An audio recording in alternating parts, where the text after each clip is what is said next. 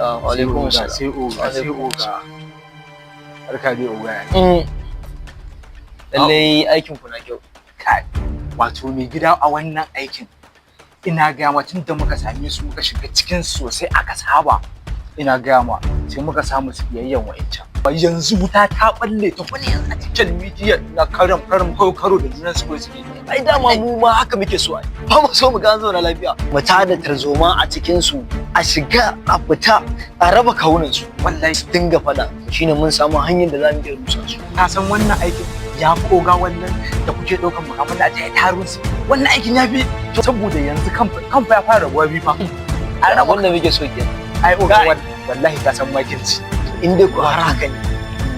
Akwai wani kaso mai tsoka wanda za a baka. Allah ne gida Aiki sai mai gida aiki Allah ya yi. Za ka ji sako zan tashi tafi za ka ji sako. shikenan mai gida Za ka ji sako. Za ka ji sako. Allah ya ce mutum mai gida Shikenan, sai za ka mai ji gida sako. sai mai gida Eh.